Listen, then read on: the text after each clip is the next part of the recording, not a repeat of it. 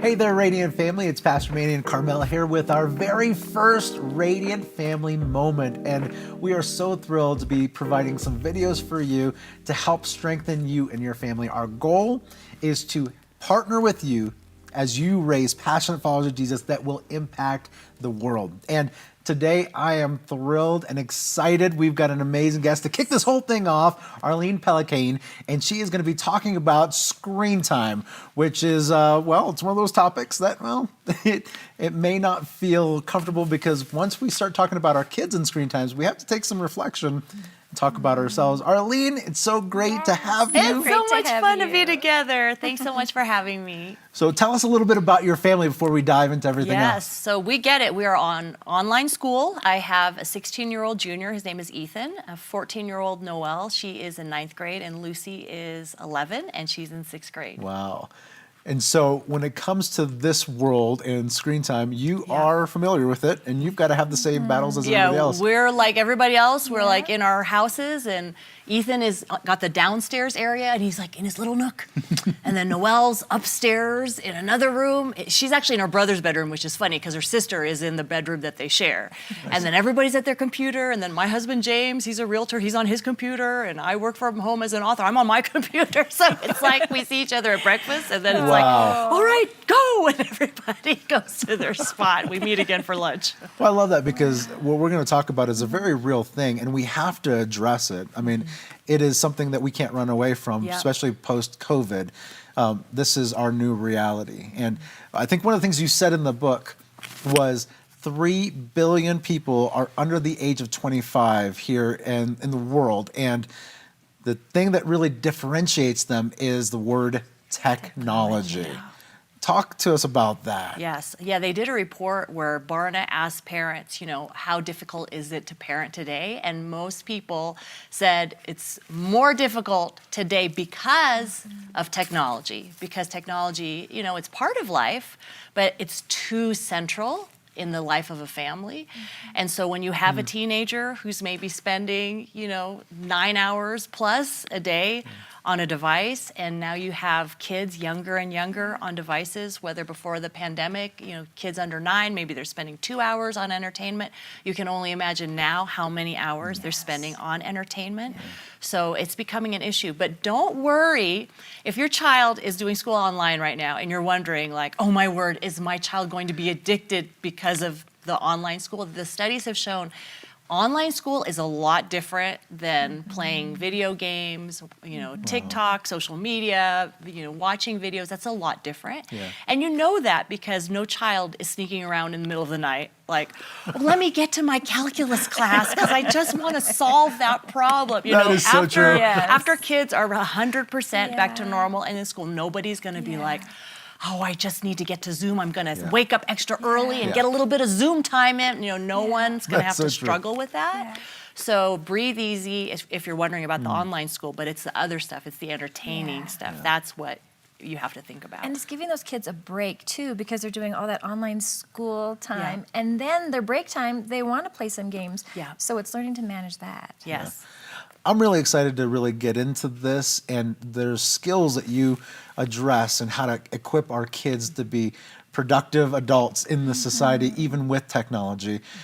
But there are real facets of technology and how it affects our kids that I'd love to go through, especially regarding the time. I mean, our kids are spending more time than ever online.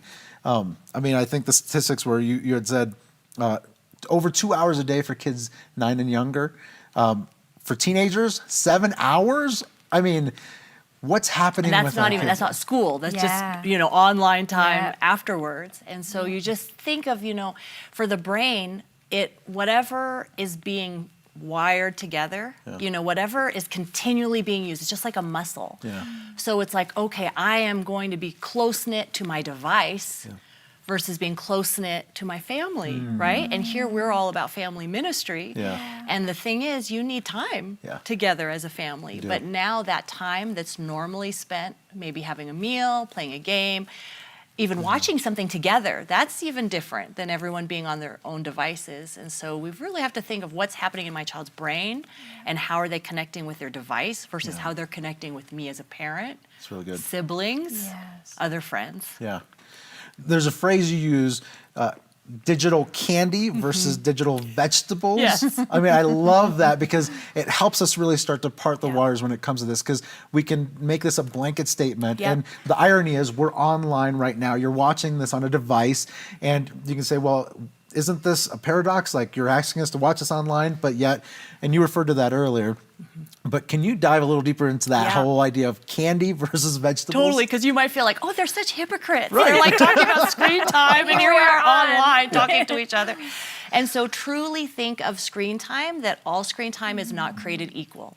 So if your child is watching Pastor Todd preach a sermon online, that's a lot different than them watching, TikTok videos. Like, there is something different happening. And so you really have to think of content. And so one thing that's really helped me is, I love chocolate. And if I walked around the house with a big family-sized bag of M&Ms, and believe me, the reason I'm saying this story is because I had hidden a family-sized bag of M&Ms and would just hit that thing every few days, So if I have that access, I'm going to eat it. And if someone said to me, well, you can carry around the bag of M&Ms with you, but just eat 20 a day. I'm not going to be able to do that. And that's what a digital candy, that's what it's like. So if you tell your child, just play for 15 minutes, but you find like they can't play for 15 minutes, then you can picture, it's like saddling a big bag of M&Ms to their waist and being like, hey, dude, just good luck with that all day. Just eat a few. And so digital candy, that's the stuff that's fun, that's amusing. It blows up and it has a different level. And you're wondering, like, did they like the photo? It's social media, it's YouTube. It's always queuing up the next thing. So think of how TV used to be. The program, when we were younger, the program would end. And then there'd be commercials. And you'd have to wait a whole week, right? A whole week. So now it's candy and it's the whole season. You can watch it and you have to choose not to watch the next yummy looking candy, It's really good. So you have to think of it like, I have to limit my child's digital candy. But then digital vegetables, if your child is Skyping grandma, if your child is creating something, my daughter, she's in 9th grade and she and her friend are learning how to play the guitar together. So once a week, they're getting together for an hour and learning how to play the guitar. And so she'll borrow my phone and she'll watch things. And so that, to me, that's a digital vegetable. You have a specific purpose. It's not really, addictive. You can tell because when it's candy and it's addictive, you see this is causing negative consequences. But when it's a vegetable, okay, not really that many negative consequences of Skyping grandma or talking to a parent who's on a business trip. There are no negative consequences for that. So it's pretty easy. And once you can think of it that way, it helps you discern. Should I be telling you to get off? Or should I be like, okay, take another 10 minutes?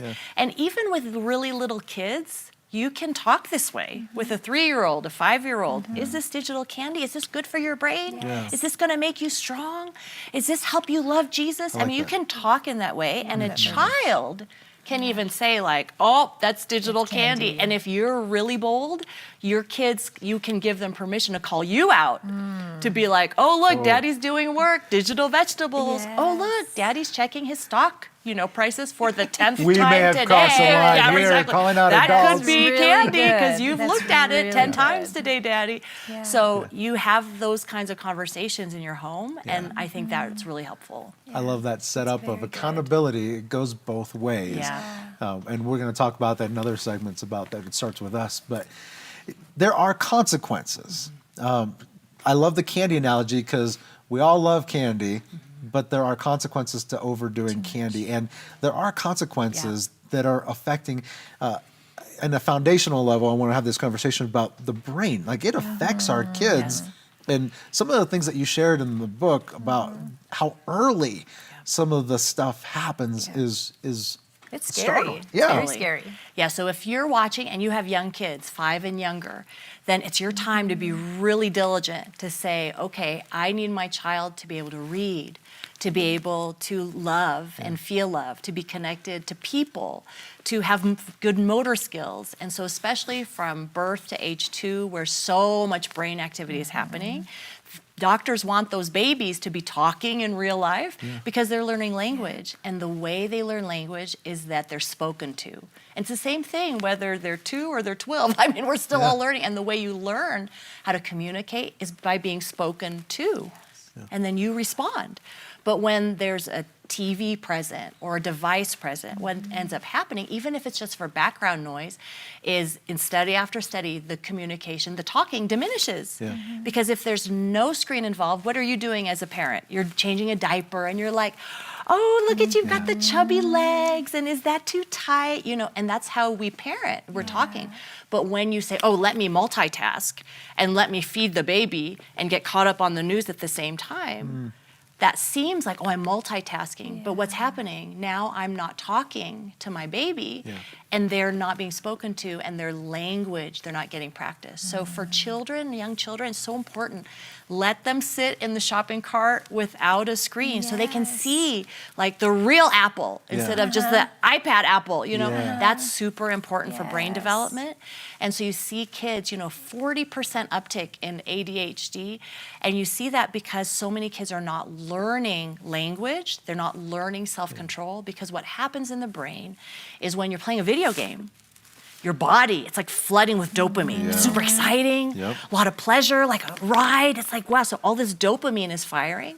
And then it's this fight or flight, like you're in trouble, like you gotta get out of there. And so your body is like sending blood to all the basic organs. Let's get this kid healthy, let's get his heart beating. And it's just all these really basic things in the body. And so the blood is not in the prefrontal cortex. And that's that special thing that God gave us as people, where we can kind of think about what we're thinking about. You know, the other creatures maybe can't do that. But our prefrontal cortex, that's the part that's self-control. That's emotional regulation. That's, hey, I've been sitting here for 3 hours and I probably should go to the bathroom. That's the executive center that's still being formed until age 25. And so when your kid is on video games, your kid is on social media, all the blood flow is going to different parts, and that decision-making part, it's like a muscle, it's being starved. And so what you see is kids might be really good at gaming, and so people will say, oh, well, that'll help their brain because they can like think about things really quickly, or they can respond. So hey, if your kid's gonna go into combat, sincerely, that might really help them. But in the real world, most kids are what? They're going to school to sit down and listen to an instructor, and they're going to do math, and they're going to read books, and they're going to write essays. And those parts of the brain have been starved because they haven't had to use those parts of the brain. So that prefrontal cortex of decision-making, that's formed when they have to learn self-control. And self-control is, hey, read that book for half an hour. I don't want to. Well, hey, there's no other option, buddy. So read the book for half an hour and then come talk to me. It's play, playtime. You know, it's so ridiculous. Before our time, before the advent of the mobile phone, you never had to talk about play. Let's have the kids play. Kids are really good at playing. Imagination. But now kids are like, they need to be directed. What am I supposed to do? Like, we don't have a device present. We don't know what to do. So bored. We're so bored. And so when a child learns how to be imaginative and play, the brain is now learning the self-control of, hey, we're gonna play, you're playing a group of 4. We're gonna play astronaut. Okay, you be the astronaut, I'll be the person that sends you off in the shuttle. And they're learning the self-control of the rules of the game. You didn't get the role that you wanted, so you have to figure that out. Someone did something to make you mad, you have to not explode. All of these things are really important skills for a brain to learn. And kids used to be doing this every day for hours, every day, learning how to talk to each other, learning how to have self-control. But now they're not doing that. And we're seeing just the terrible repercussions. If you ask a school teacher, you ask a parent how they're doing with their homework, it's hard, it's a struggle. And that's a lot of why. I feel like part of what I hear you saying is there's not just a deterioration physically, but even in social interaction. Yeah. It's something that we may not be noticing, but when you talk about kids playing, there's social structure that's being learned in that playtime. There's the idea of learning how to dialogue, how to have an argument, how to role play, and Share. and that's not happening when we have devices. Look around.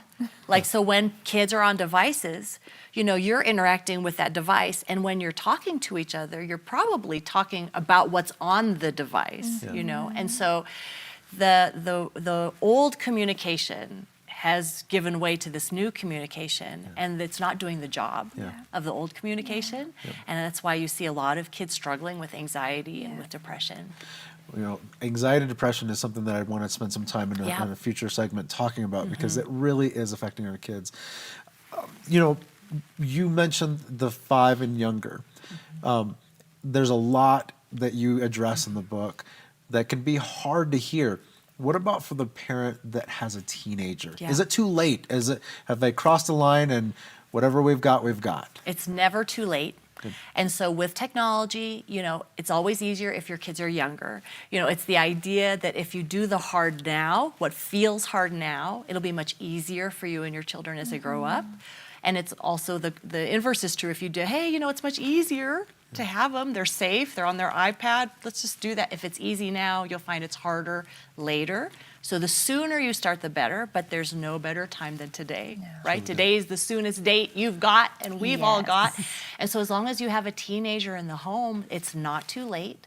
And it may sound like an apology. It may, you know, you're not going to come in and say, I watched this family radiant moment video and here's what we're going to do. I'm going to take away your phone and you're going to start talking to me. You know, that's probably not going to be the most wonderful approach. But if it's, you know, I've really been thinking about this and I realize that the phone 24 hours a day, probably not the healthiest thing for you. And I want to apologize to you because I've allowed that to happen.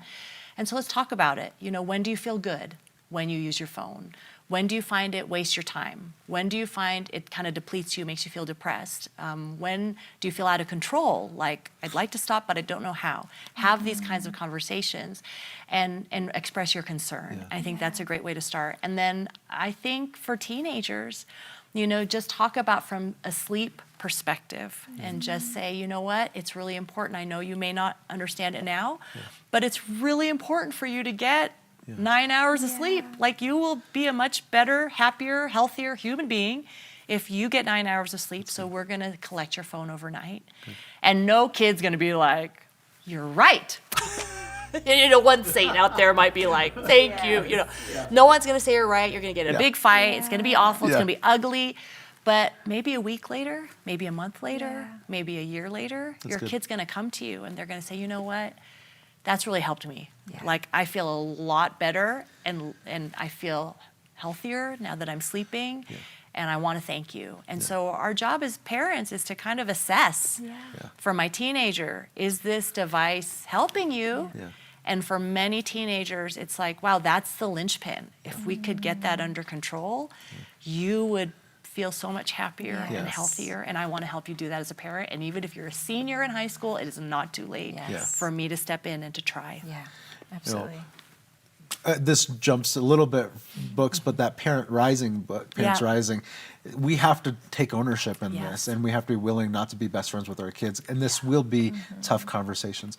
Okay, real quick, are there warning signs? I mean, as we're looking, because sometimes we're caught up in our own world, and we may feel guilty asking our kids to do something we have a hard time.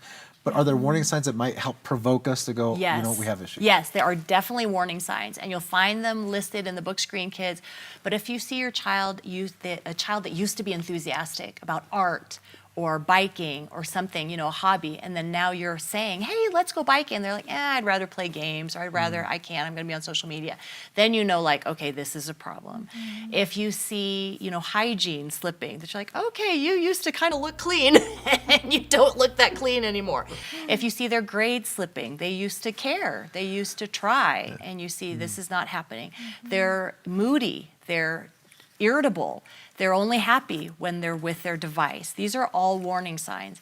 They can't take a break. So if you say, hey, we're gonna take an afternoon and go do this, and they like bring their phone with them and they can't break away.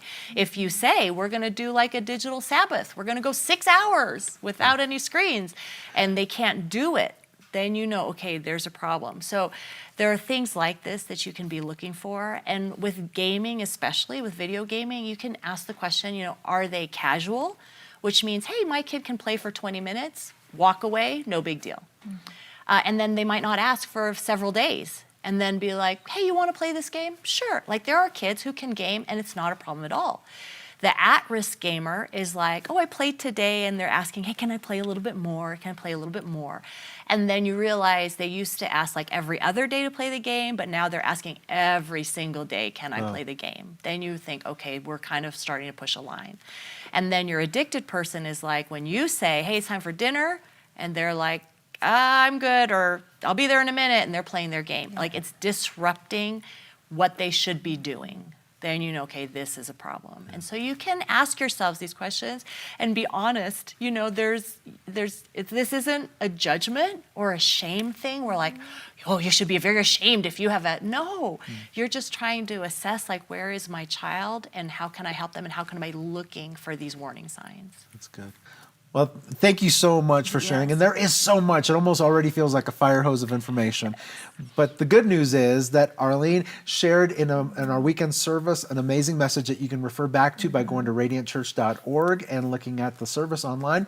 But there are also online resources that she has available for us. Arlene, would you tell us where we can learn more? Yes, absolutely. So I come up with some master classes around my books, and you can go to happyhomeuniversity.com to check that out. To learn more about Screen Kids, which I've co-authored with Dr. Gary Chapman, you can go to screenkidsbook.com. And then also I have a podcast called the Happy Home Podcast, and I'm always interviewing marriage people, parenting people, so that's a fun way to stay connected.